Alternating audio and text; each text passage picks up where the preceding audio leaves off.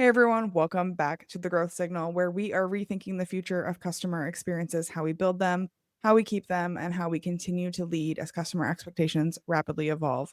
My name is Alyssa and And I'm Dave Seaton.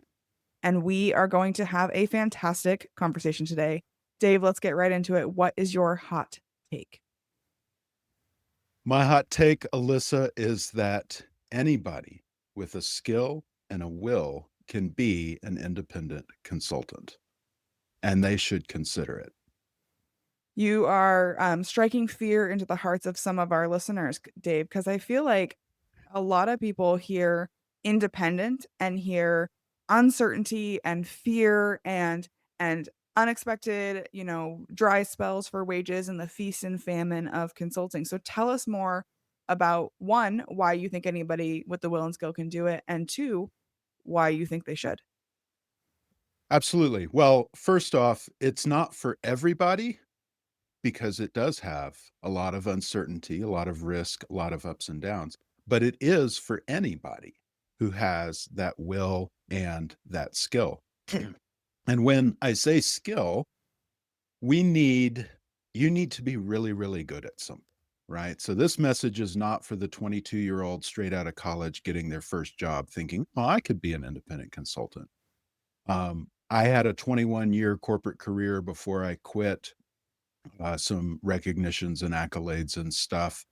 And I was very good at what I did, but what I've learned is you have to be just as good at winning the work as you are at doing the work. And that's where a lot of the fear and uncertainty and doubt comes in. And that's the will part. You've got to have the will to understand your big why you're doing this, and to persevere, to push through. As the poet Robert Frost says, the only way out is through. And if you've got the will, you can make it work. I like that you made the distinction. I've never really heard that before, so I'm going to call it out that everybody is not the same as anybody, right? Because we hear that and we say, well, anybody can do this. And then my brain immediately goes, well, everybody can do this. But you're right. They're not the same. They're not. And, that's one of the things about human beings is we like black and white advice. Do this diet, not that diet. Do this exercise, not that exercise. Here's your step by step life plan. You go to college, you get a job, you save in your 401k, and then at 65, you retire. And human beings love that kind of prescriptive, step by step, black and white advice. But the reality is, we live in a very complex world with complex systems, and we are complex individuals. We have different values, we have different ambitions. What is right for one person is not right for another person. And so, one of the things it takes to succeed as an independent consultant is this idea of resilience, the ability to ride the waves where, you make $48,000 one month and nothing the next month, right? And, so if somebody doesn't value that risk taking, that's not one of their core values, it may not be right for them, and No, that's it's okay. definitely a change of mindset, right? So I'm very much like a fan of risk taking. I joined a pre-revenue startup right out of college. So I'm a fresh, as you said, like a fresh 21-year-old. And I'm getting ready to graduate. And I turned it down two full-time offers with, real companies Mhm. that had wages and 401ks and like people who would help me learn and grow. And instead I joined a pre-revenue startup where I was like employee number one official and, I had no one that, like, knew how to do anything because 'cause they'd never made money before, and I was in sales and Mhm. marketing, Uh-huh. and I was 100% commission based. So, like, I would eat what I killed, and if I didn't make any sales, then, like, I didn't get paid, and I always tell people, like, my joke is that my graduation speech someday is going to be why you should take a full-time unpaid job right out of college, because nobody says that. Because my first year, I made, like, $1,200. Not Yeah, like my first month, my first year, I yeah, made, like, no money at all. And then, and then it became 10, and then it became 20, and then, like, all of these, and more impressive numbers. right. But, like, that resilience I I look back and I'm like, "What was I even thinking? Like, who was I to go do Mhm. that?" It worked out, but it did take a lot of, like, self like, whatever the opposite of self-doubt is, self-belief, I guess, Yeah. in Yeah. order to go do it. Yeah, that mindset work is incredibly important. It's incredibly important and often overlooked to identify those self-limiting beliefs and change them, right? So, in this new thing I've started, it's a community for independent consultants, and so I talk to dozens of people who have either started doing this, they want to do this, they've been doing it for a little while, and they're struggling, and they are quick to rattle off those self-limiting beliefs. In the last month, I had one independent consultant tell me, "Well, nobody's hiring because of Trump did this or Putin Right, did this." And, well, I've signed 2 contracts in that time. So somebody's hiring, right? right, I had another person tell me, "Well, I don't know who to talk to. Like, I feel like the chief technology officer should hire me, but he's supposed to know all this stuff already." right. And so they've talked themselves out of a sale before they've ever even had a conversation Well, and with another human being. you'd be surprised how often that happens, right? That's not an uncommon experience in that people go into a room, right? A Zoom room, a physical room, wherever you are, and they've either already decided that the person on the other side of the table can't afford this, won't pay for it, won't pay what I wanna be paid for it, so they immediately come in with that approach saying, I whether they realize it or not, Mhm. that they're not going to get the deal, so they're gonna go through the motion and then never actually ask for the close. I think that that's maybe my hot take, is that so many people are going into rooms with the intent to not ask for the close rather than to ask for the close. Yeah. Yeah, yeah. They believe that, like you said, they're going through the motions because they believe it's not gonna happen. Right, In 2 years ago, in 2023, I had as an independent consultant, I had had a long-term client, and it just renewed, like, every 2 months. It was awesome, they loved me, I loved them, we were doing great work, and then one day it didn't renew, and I would find out later the company was being bought by private equity, and so they had to yep. slash budgets and, make the books look pretty Gotta and all that. play the whole game, right, for private equity. Exactly, Yep. exactly. But so I had gotten too comfortable, I had coasted, I'd let my network get cold, and I had 0 pipeline. And, I went into full conversation mode. I was reaching out to 400 people a month. About 10% of them would respond, right? So for anybody thinking about that, like, that's what the numbers look like, and you gotta get at that in your head that a 10% response rate is good. And And is you gotta worth celebrating, yeah. and you gotta get comfortable with 90% of the people you reach out to are gonna blow you off, right? That's that mindset. But anyway, 400 outreaches, 40 contacts. Half of the people that replied would book meetings, so I'd book about, 20 meetings a month, and after 63 meetings, or with 63 people and then following down my sales process, I had 5 signed contracts, and I didn't really have my offer dialed in back then, so, the majority of them, 3 out of the 5 were for customer experience work, but I also sold a blogging deal, a LinkedIn coaching deal from some guy who, he's like, "Man, you're really killing it on LinkedIn. I wish I knew how you did it." And having that open mind, I said, "All right, I'll teach you for, $1,000 Right. and 4 coaching sessions, $1,000, I'll teach you all about LinkedIn." And he bought it. Well, I wanna roll back to what kinda Yeah, where you started with this though, because a lot of people are not willing to do that very first piece. They want those 5 contracts and those 5 opportunities, but they're not realizing that's 5 contracts that was actually 20 meetings, which was actually 40 people responding to an email, which was actually 400 messages or outreaches sent.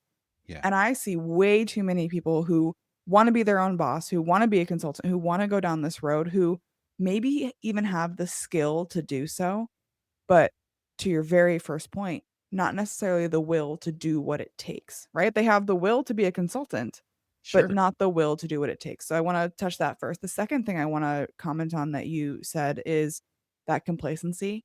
I know so many consultants who have had a flagship client for X number of years and they do get complacent and they do kind of settle in. And like that is not an uncommon story. Mhm. And the client probably still loved you, but their Yeah, circumstances changed. It had nothing to do with the value you were bringing or who you were as a person, but the circumstances changed. So absolutely. if someone wants to do this, if they're hearing this podcast and they say, okay, I'm hearing what you're saying that I have to do all these things and it's going to be hard work, but it's going to be worth it. I want to get started. Mhm. What is the first thing you would have them do to start down this path of becoming an independent consultant? Download your LinkedIn contacts. You can do that. You can download it into a spreadsheet. Go one by one and highlight all the people who you think could either hire you or introduce you to someone who could hire you. Aim for 100 to 200 people and start reaching out to them. Reach out to them, ask for a 15 or 20-minute conversation. Tell them you're not selling anything to them. This is not a pitch, right? You want to get their advice. People love giving advice, right? So Mhm. that's ask for their advice. Your that'll boost your response rates if you ask for their advice. 15, 20 minutes, really low effort for them. You want to get their perspective on the industry, what's working well, the challenges, etc. Right. And tell them up front, like, hey, I'm exploring becoming an independent consultant. I want to grow my consulting business. I'm talking to industry experts like you. I'd love to get your advice on where the industry is going, what the challenges are. Would you be opposed to a 15 or 20-minute conversation? Now, that's some other key language. Instead of would you be open to, you say, would you be Mm, opposed to? It's a subtle psychological thing. People like saying no. So they're like, no, I'm not opposed to that. right. Right. The default Um, is to say no, right? Because so if you yeah. say, "Would you be open?" I'm gonna say no, or I'm gonna ignore you. Versus, Yeah. "Would you be opposed?" Well, wait, no. I guess no, right? Right. It's just that little trick of the conversation. Yeah, yeah, so these are skills that you have to learn as an independent consultant on the demand generation side of your business. And like I said earlier, you've got to get just as good at winning the work as you are at doing the work. And so this is a skill you can develop, how to reach out to people, get them into conversations. And as you're going through your list of 100 or 200, you're booking these conversations, you're talking to people that you can potentially help or may know someone you can help, and you're listening for problems, what they're worried about, what they're frustrated with, what they're concerned about. And you're collecting all that data. And that's going to help you build your offer. Your offer is the one thing, right? You're not going to be a jack of all trades who, oh yeah, I can help you with anything related to customers, Yep. sales, customer success, customer experience, journey mapping, interviews. I do it all. Nobody hires a do it all consultant. They No. want the expert if they're going to bring in outside talent.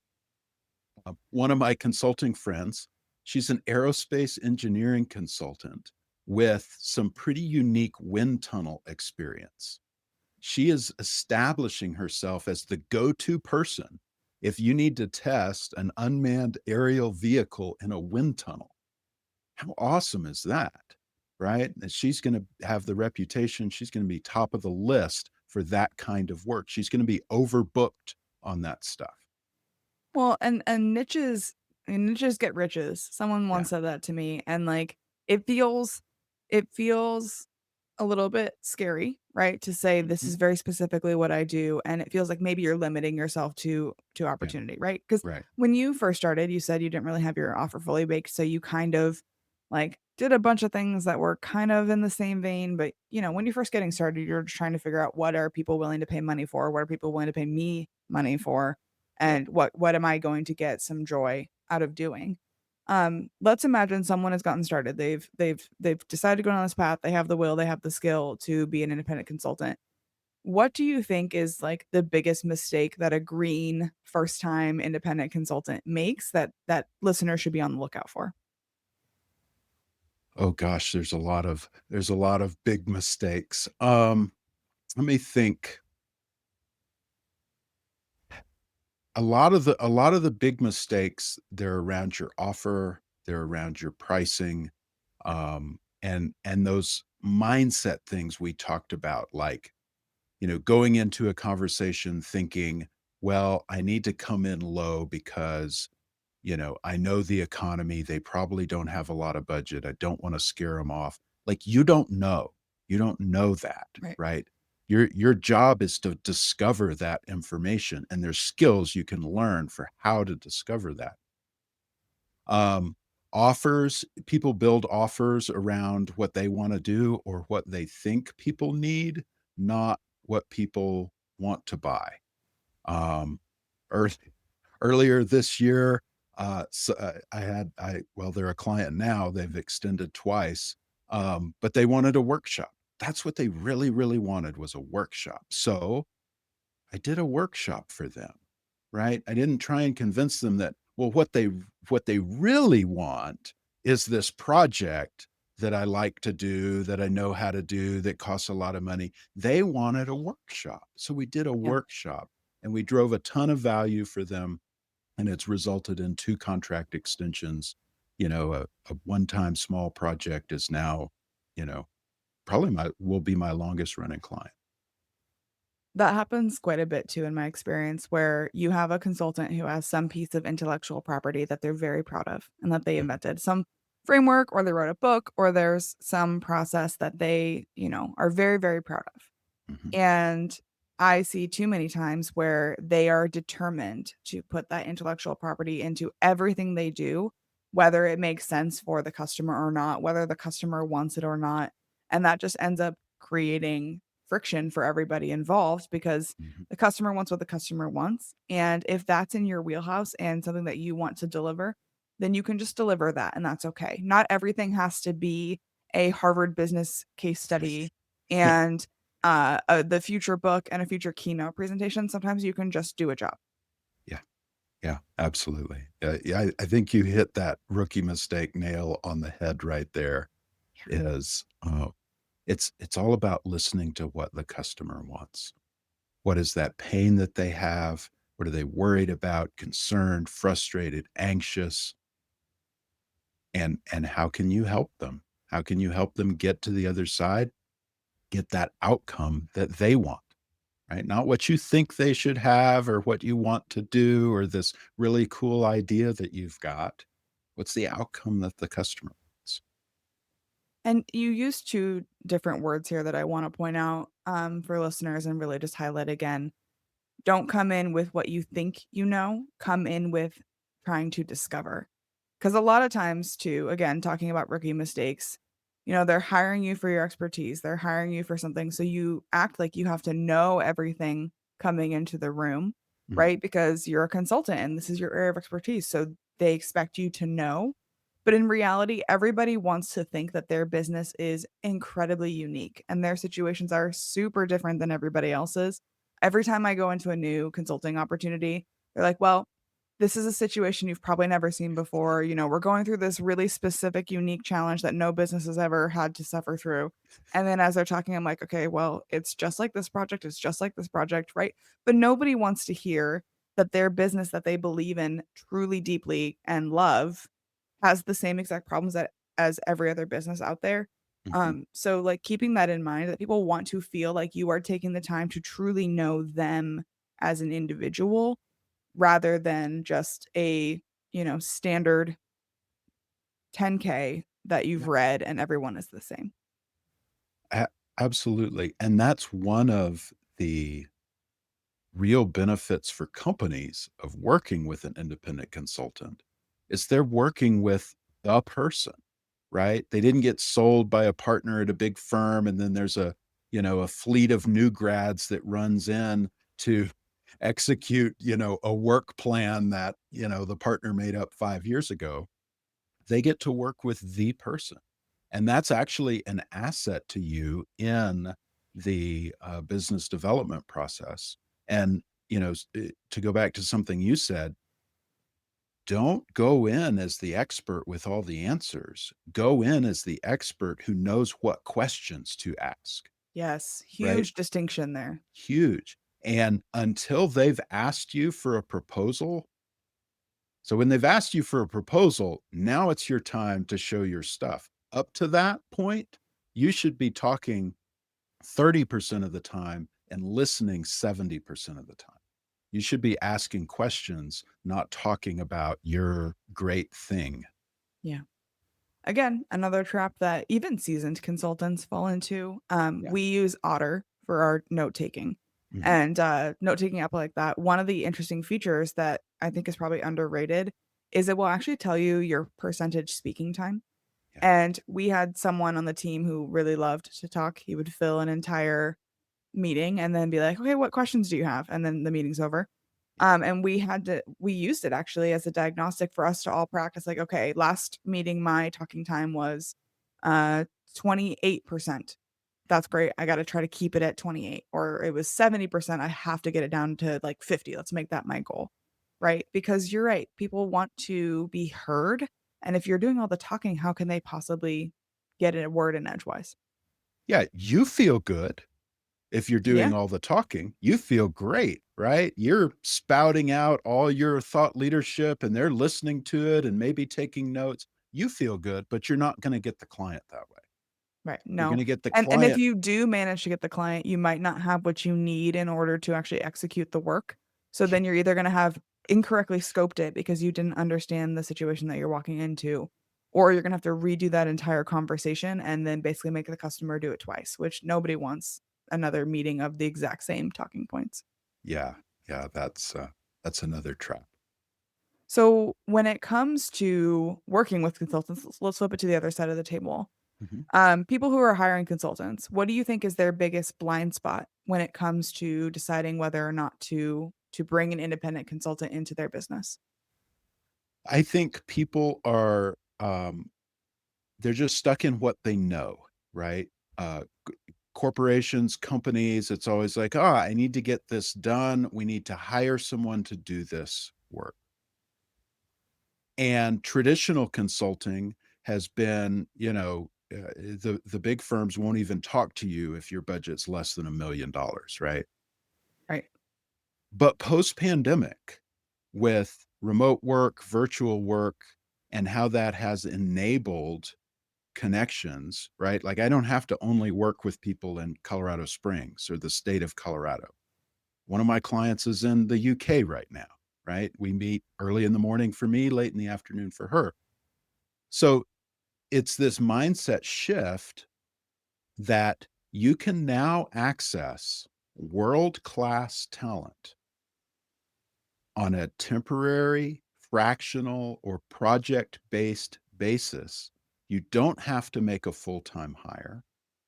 And you don't here's another thing about and I'm sure we don't have time to get into the whole return to office and remote hybrid discussion, but a lot of that return to office is being driven by the fear that my employees aren't working at home.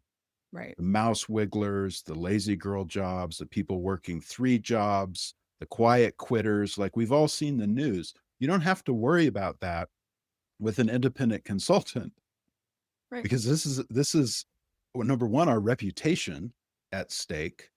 If we get a reputation for, like, cheating a client or overbilling them or something, like, Right. we're done, Right. right? Because the industry is a lot smaller than you think it is. Yeah. Word gets out. But the other thing is the motivation. Like, we want to over deliver for our clients because it is us. It's our name on the letterhead, so to speak, right? Yeah. So I think there's a great opportunity, again, not for everybody, but for anybody on the corporate side who is looking for, hey, in my work as a consultant, journey mapping, right? Hey, we've never done a journey map before. There's a lot riding on us doing it correctly. We don't need to hire a full-time journey mapping person, right? Dave Seaton and Seaton CX can come in on a project-based basis, deliver a game-changing journey map, and then hand it over. And that's a great opportunity for those leaders to really make an impact, um, without, having to make a full-time hire, learn how to do it themselves, take on all the risk, maybe do a bad job, maybe not finish it, all of those things. So as you and I both know, and our listeners, I'm sure, are getting the gist, consulting really is about, time and relationships and the things that you do to build out that network to understand who in your community has that understanding of your reputation and the good work that you do. So I love this question. It's one of the questions I always close with. Longtime listeners will know. I'm going to ask you to put someone else on the hot seat. Who do you think is leading the charge in changing the way we build relationships with our customers? Well, I want to shout out to Liz Steble. Liz Steble was an independent consultant herself for 14 years. Then she created an agency called Proco to help independent consultants in a specific industry. She also founded PICA, the Professional Independent Consultants of America, and recently wrote a book on how to succeed as a solopreneur. She's been a mentor, she's become a friend, and she has been out there leading the charge to promote independent consulting and to support independent consultants for decades. And so look up Liz Steble, read her amazing book, and just absorb all she's contributed to us being successful in this industry. I love that. I'm gonna have to check that out. I've never heard of her, so it's always exciting when someone brings on someone else who I can add to my, personal learning and growth network. And if someone is really connecting with you and they want to learn more, where can they find you online? LinkedIn.com/in/Dave Seaton. I do a lot on LinkedIn. But also, if you're interested in independent consulting, go to chickendinnerclub.com and just grab my free newsletter. Every Friday morning. I send out 5 tips and tactics for independent consultants to win more clients. I gotta be honest, I love the name. I'm assuming that's Winner Winner Chicken Dinner. Yes, you got Ah, it. yeah, You I you love it. got it. I love the Um, reference. I love building fun brands that make people smile. Yeah, it's totally memorable too, right? Like if you just said I was the consultants are us or whatever, like I might remember that, right? Yeah. But winner the chicken dinner club, hell yeah, I want to be in the chicken dinner club. I want to win a chicken dinner every time. Yeah, yeah, it's awesome. Awesome. Well, thank you so much, Dave, for joining me on the Growth Signal. This was a really fascinating conversation. And if you are interested in learning more about becoming an independent consultant, make sure you're reaching out to Dave. Check out the Chicken Dinner Club. Have a great day, everyone. And thank you for joining us on the Growth Signal. Thanks, Alyssa.